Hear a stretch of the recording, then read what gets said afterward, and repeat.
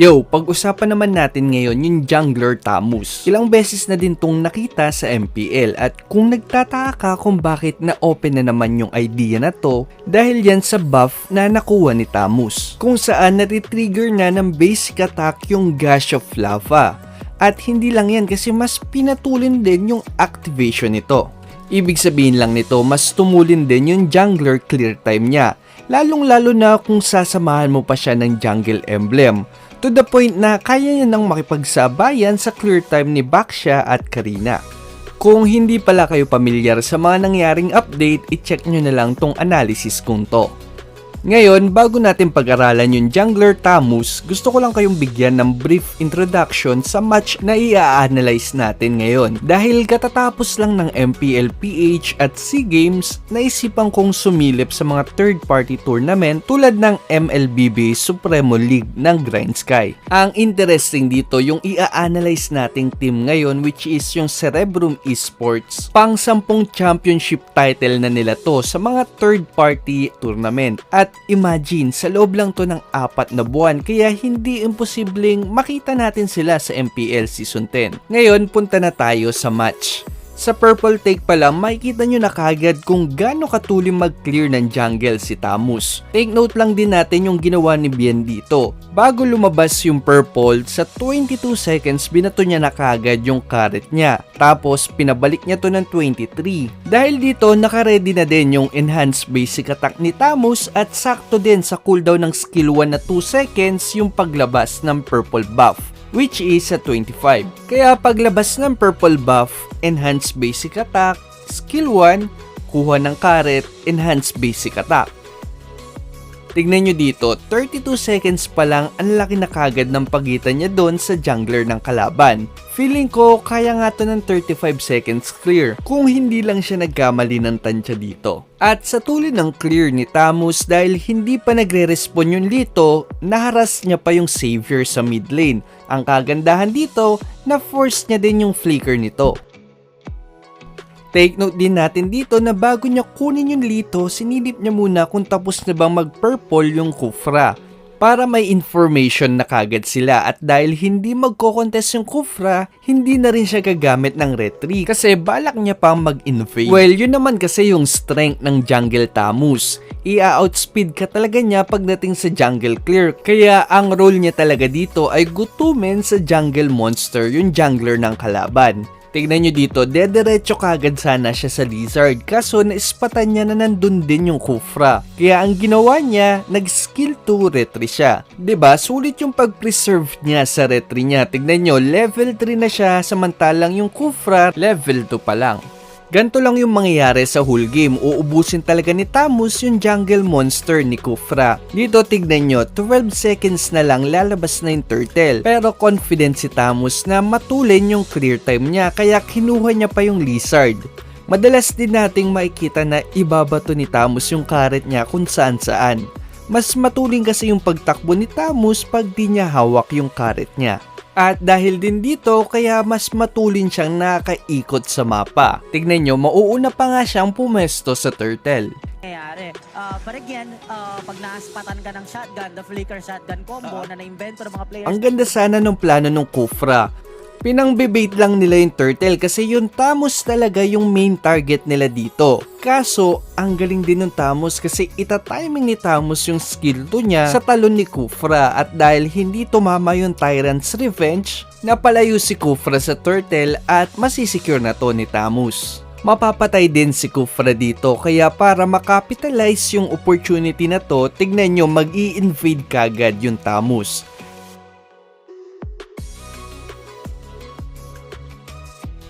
At hindi lang yung purple yung kukunin niya, pati na rin yung gold crab at saka yung lizard. Isang death lang pero grabe yung punish na nabigay ni Tamus kay Kufra. Almost doble kagad yung naging gold difference nila. Take note lang din natin yung item choice ni Tamus dito. Molten Essence kasi na-enhance ng bigay na stats ng Molten Essence yung bigay na damage ng jungle item at ng Bloody Retribution. Tapos na-enhance naman ng Brutal at Demon Slayer yung damage ng passive ng Molten Essence sa mga jungle monster. Ito yung dahilan kung bakit halos lahat ng tank jungler sa pro scene laging naka-Molten Essence.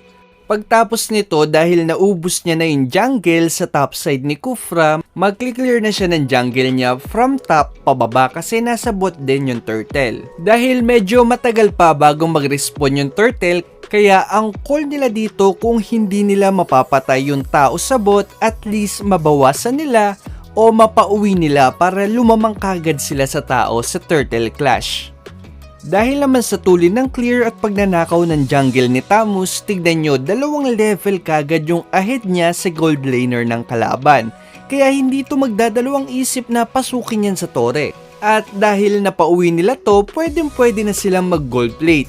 Ang kagandahan pa dito dahil nakita nilang nasa top yung jungler ng kalaban, ipa-fast push na talaga nila to. Saka sila dediretso sa turtle. At kung mapapansin nyo, hindi ulit gumamit ng retry yung Tamus. Bakit? Kasi balak ulit nilang mag-invade dahil parehas silang naka-jungle emblem pero lamang sa level si Tamus. Ibig sabihin lang nito, lamang din yung damage ng retry niya, kaya harap-harapan na naman niyang aagawin yung buff ng kalaban. Tapos pupuntahan niya din yung orange buff. Ganto yung tamang paraan para mapanghawakan nyo yung lamang nyo sa game. Normally kasi sa rank game, kahit na lamang na yung iba, passive pa rin maglaro. Kaya ang nangyayari, nabibigyan nila ng opportunity na bumawi pa yung kalaban. Tignan nyo dito, kukunin niya lang yung purple at orange niya, tapos mag-i-invade lang ulit sila. Dahil magre-respawn na din yung turtle, magiging play nila dito, izo-zone ni Tamus yung retry holder ng kalaban, tapos yung Beatrix na yung kukuha ng purple. Na-deny pa rin nila yung purple sa kalaban, tapos na-preserve naman nila yung retry nila para sa turtle take. Wala talagang patawad yung Tamus dito kasi tignan nyo, kukunin niya pa muna yung lizard bago mag-turtle. Take note lang din natin na dahil walang nag-contest, hindi din siya nag-retry dito. Mamaya makikita nyo kung bakit. At dahil naman may minion sa top, mag-a-apply muna siya ng pressure dito. Tapos nung magre-respawn na yung orange buff ng kalaban, tumakbo kagad siya papunta sa orange buff. Dahil may retry siya at lamang siya ng level sa Kufra, alam niyo na yung mangyayari. Tapos, rinse and repeat na lang yung nangyari dito. Apply pressure, ubos jungle, apply pressure, ubos jungle. Para hindi na magkaroon ng opportunity pang makabawi yung kalaban. Hindi na talaga binigyan ng pagkakataon ng Cerebrum Esports na huminga yung kalaban nila hanggang lumabas yung Lord. At dahil lamang na lamang sa level yung Tamus sa Kufra, medyo imposible talaga ma-contest yung Kufra dito kasi mas mataas yung damage ng retry ni Tamus. Pagdating naman sa build, nung una akala ko i-consider na sa competitive scene yung attack speed build kay Tamus dahil sa buff sa passive niya. Pero dahil tank meta tayo, mukhang yung default pa rin na HP build sa mga jungler yung gagamitin sa kanya. Katulad nung paliwanag sa Molten Essence kanina, ang tsuri sa gantong build dahil objective at invade yung priority natin dahil sa mechanics ng jungle item ngayon na habang pinapalaki mo ng pinapalaki yung HP mo, kasabay nito palaki din ng palaki yung damage galing sa passive ng jungle item at Molten Essence na pinapalakas pa ng jungle emblem dahil naman sa brutal at demon slayer. Kaya mas nagiging matulin yung jungle clear time mo. Ito nga pala yung raffle natin today. Kung bago ka lang sa channel natin, namimigay ako ng epic skin, emote, name change card at saka starlight kada mag-upload ako ng video. Ang kailangan nyo lang gawin ay mag-subscribe, i-like tong video to at mag-share ka ng tips or experience mo na connected sa topic natin. Para to sa mga subscriber natin na nag-uumpisa pa lang at gusto pang matuto. Lahat ng comments dito ira-raffle ko sa susunod na video. Ito na muna yung raffle natin ngayon.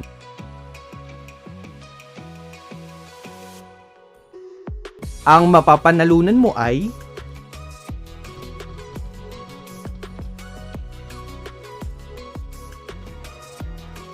PM mo lang yung Facebook page natin para sa premyo mo. Good luck sa susunod na raffle. Kung napanood nyo na yung Tamus analysis ko, magigets nyo kagad na sobrang beneficial nito kay Tamus dahil sa concept ng ulti niya. Kung di kayo pamilyar doon, huwag kayong mag-alala kasi isasama ko na lang din dito yung analysis kong yon para hindi na kayo palipat-lipat ng video. Oh, nagtataka din ba kayo kasi kahit hindi naman bumubuo ng damage item yung mga Tamus, pero ang lakas pa rin ng lifesteal nila? Well, dahil kasi yun sa number 1 misconception sa ulti ni Tamus. Maraming nagsasabing king of lifesteal daw si Tamus, pero hindi nila alam wala naman talagang lifesteal na skill si Tamus. Hindi naman kasi lifesteal yung ulti niya, HP restore yun. Bakit big deal to? Yung lifesteal kasi tumataas siya base sa damage mo. Samantalang yung HP restore ng ulti ni Tamus, hindi siya naka-base sa damage niya, kundi sa 2 to 3% ng maximum HP niya. Tignan nyo dito, bubuuan natin ng 6 na Blade of Despair si Tamus para tumaas yung damage niya. Saka tayo mag-ulti at ang HP na makukuha natin sa bawat basic attack ay 172. Try naman natin ngayong bumuo ng 6 na Curse Helmet para sa additional HP na bigay nito. Tignan nyo, naging 388 yung HP na makukuha mo sa bawat basic attack. Kasi mas mataas yung HP niya, mas tumataas din yung HP restore na galing sa ulti niya. Etong mechanics din ng ulti mo yung dahilan kung bakit mas binubuuan ng defensive item si Tamus kesa ng damage item. Saktong-sakto pa na na-buff yung Molten Essence at Curse Helmet ngayon. Mas mataas na yung damage nito ngayon sa mga minions. Kaya ito yung ginagamit na bagong first item kay Tamus ngayon. Sulit na sulit to kasi mas matuling ka na mag-clear ng wave, ibig sabihin mas matuling ka makaka-rotate, mas mataas pa yung HP restore na makukuha mo dahil sa base stat nito na additional HP. Lipat naman tayo kung kailan o kanino pinapangontra si Tamus, especially sa MPL. Mula week 1 may 10 matches pa lang si Tamus. Medyo mababa, di ba? Pero ayos lang yan kasi isa lang yung ibig sabihin niya na pinipili lang si Tamus panlaban sa certain matchup. Ang tanong ngayon, kanino? Sa 10 laban ni Tamus, 5 beses siyang pinanlaban kay Esmeralda. 3 beses siyang ginawa ng RSG at lahat ng yun panalo. Ginamit din to ng 1 beses ng Onyx panlaban sa TNC at nanalo din sila. Tapos ginamit din to ng NXPE laban sa Esmeralda ni Edward pero natalo sila. Iba kasi talaga yung Esmeralda ni Edward kaya dito napapasok yung motto ng channel natin, Mastery over Meta. Pero overall, 80% pa rin yung naging win rate ni Tamus laban kay Esmeralda kaya pwede nating sabihin na pang-counter talaga siya kay Esmeralda. Sunod naman natin yung stats niya laban kay Pakito. Ginamit si Tamus laban kay Pakito ng RSG ng 2 beses. 1 beses din tong ginamit ng Onyx at 1 beses din sa TNC. At lahat ng yan panalo. 100% yung win rate ni Tamus kaya pwede nating sabihin na pangontra yung mechanics ni Tamus kay Pakito. Punta naman tayo sa sikat na explainer ngayon at bala ko din gawa ng tutorial to soon, si Yuzong. Ginamit si Tamus ng 1 beses ng TNC at 1 beses ng RSG panlaban sa Yuzong at parehas yung nanalo. 2 beses din tong ginamit ng Omega panlaban sa Yuzong kung saan nanalo sila ng 1 beses at natalo sila ng 1 beses. Overall, 75% yung win rate ni Tamus kay Yuzong kaya pwede nating sabihin na decent siyang pangontra. Kailangan mo lang talaga mag-ingat sa Furious Dive Petrify combo. Dahil kasi sa requirements ng ultimo, sisi talaga yung isa sa mga kahinaan mo kasi pag di ka nakapalo, hindi ka makakuha ng HP restore. 1 beses din palang pinanlaban ng TNC si Tamus kay Uranus. At hindi yun naging successful. Napapaisip ka na ba bakit gumagana si Tamus kay Esme, Yuzong at Pakito pero hindi kay Uranus? Hindi man nakukontra ng skill ni Uranus yung skill ni Tamus, kontra naman yung mechanics ni Uranus sa mechanics ni Tamus. Anong ibig sabihin ko dito? Ang common quality kasi ni Esme, Pakito at Yuzong, gustong-gusto nilang nakasubsob sa target nila para nakakapag-deal sila ng damage at nakakakuha sila ng sustain. Na gustong-gusto din ni Tamus kasi ibig sabihin nun tuloy-tuloy lang yung basic attack mo, tuloy-tuloy lang din yung HP restore ng ultimo. Bukod pa dyan, hindi ka rin mahihirapan sa pagbato at pagkuha ng karet mo kaya mag-i-stack lang at mag-i-stack yung passive mo at yung true damage nito. Parang yun nangyari sa 1 versus 4 ni Cram sa NXPE. Dahil tuloy-tuloy lang yung pagbato at pagkuha niya sa karet niya, tuloy-tuloy lang din yung HP restore na nakukuha niya sa ulti niya. Kaya kahit marami siyang tinatangking damage, nasustain niya pa rin yung sarili niya. Sobrang kabaliktaran naman nito sa mechanics ni Uranus. Si Uranus kasi, ang gagawin niya, magkakat lang siya ng lane. Pag nakita ka niya, babatuhan ka niya ng Ionic Blades. Tapos, magbabak na siya o kaya magpapahabol sa'yo hanggang mag-cooldown lang ulit yung Ionic Blades niya. At ayaw na ayaw ng ganong kalaban ni Tamus kasi medyo bitin siya pagdating sa mobility. Oo, may passive at skill to siya pero pagtapos nun, wala na. Sama mo pa na yung true damage ng passive ni Tamus ay may 2 seconds na delay. Pag umalis yung kalaban bago sumabog yung passive mo, hindi na sila tatamaan kaya ayaw na ayaw talaga ni Tamus yung mga malilikot na kalaban. Kung may request kang hero tutorial, i-comment mo lang sa baba. Yung passive ni Tamus, matunin yung takbo niya pag hindi niya hawak yung karet niya. Pag napulot niya naman yung karet niya, magiging enhance yung next basic attack niya. Tapos may sasabog din na lava pagkatapos ng 2 segundo na may kasamang true damage kaya makate. Yung skill 1 mo naman, ihahagis mo yung karet mo tapos may slow yung mga didikit dito. Yung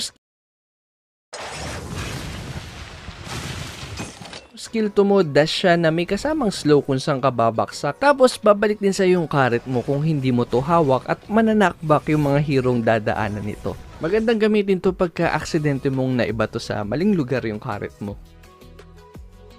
Ito na yung ultimate ni Tamus. Meron siyang 3 effect. Una, yung continuous damage sa mga nakapaligid sa'yo.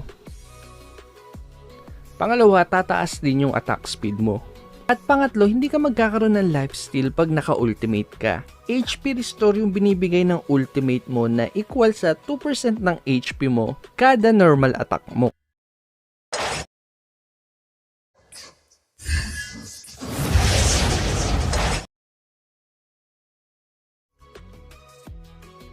Ngayon, pag-aralan naman natin yung gameplay ni Dilarsky. Isa si Tamus sa mga makakating hero kahit level 1 pa lang kaya talagang tinig advantage yun ni Dilar. Hindi pa nagsasalubong yung mga minions, ginamit niya na kagad yung skill 1 niya para habang dumadaan yung mga minions sa karet niya, nababawasan na kagad yung buhay nila. Advantage kagad to kay Dilarsky kasi dahil dito, malaki yung chance niyang maunang mag-clear ng wave. Dito naman, tignan nyo kung gaano kalugi si Pakito lalo na pag level 1. Pagkatapos kasi ng skill 2 ni Trimar TC, kailangan niya nang bumak kasi wala na siyang ibang gagawin. Pero tignan nyo yung ginawa ni Dilarsky dahil lumapit si Trimar TC. Lugin-lugi, diba? Kada mag-i-skill 2 ka, haharasin ka lang talaga ng haharasin ni Tamus. Tulad ng sabi ko kanina, dahil unang makakapag-clear si Dilarsky dito, tignan nyo kung saan kagad siya dederecho. Kung isipin mo, maliit na bagay lang naman yan, creamer lang naman yan. Pero sa first jungle rotation, mahalaga yan kasi pwedeng hindi mag-level 4 yung jungler nyo dahil naagawan yan. At pag hindi nag-level 4 yung jungler nyo, lugi na kagad kayo sa first turtle. Bukod pa dito, hindi lang ngayong kukunin ni Dilarsky yan. Kada magre-respawn niyang Kramer, iikutan talaga at kukunin niya yan sa buong game. Maliit na bagay sa ngayon pero pag tumagal, ang laki ng magiging lamang ng jungler nyo. Kasi laging kompleto yung nakukuha niyang jungle, samantalang yung kalaban laging bawas ng isa.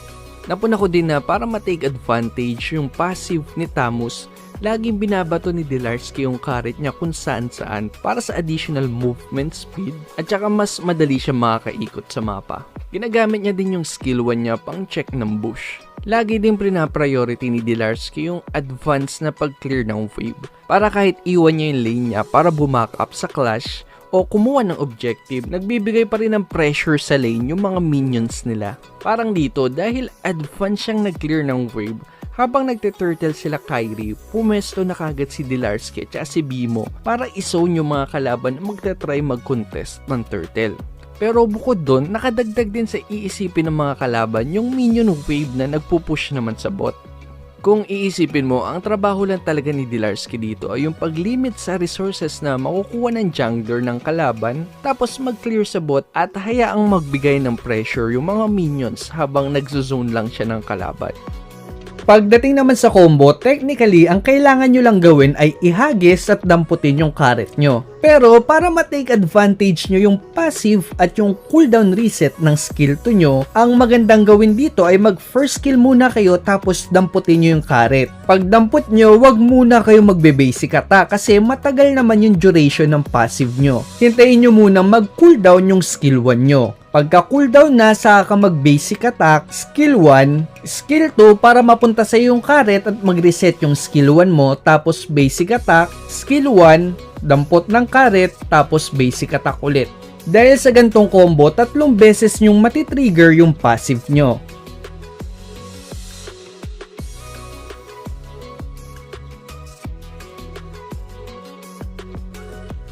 Pagdating sa build, may 2 build akong nakikita sa kanya depende sa playstyle nyo or sa pangangailangan ng laro. Una, yung hybrid build na katulad ng ginagawa ni Nats. Maganda tong gawin pag may solid tank na kayo na magsusok ng damage ng kalaban. Ang build niya, una War Axe para sa mobility, damage at penetration. Saka magdo-dominance Ice para sa anti-sustain.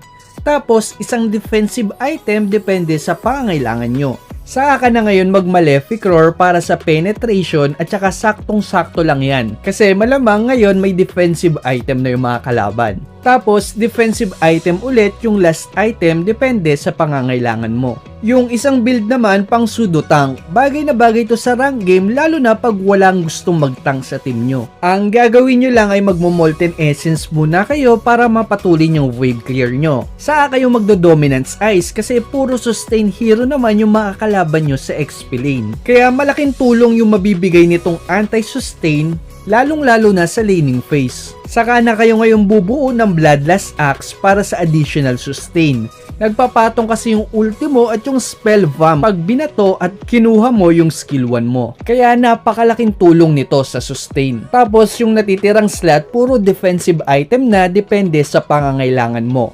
Yun na lang muna sa ngayon. Salamat sa panonood.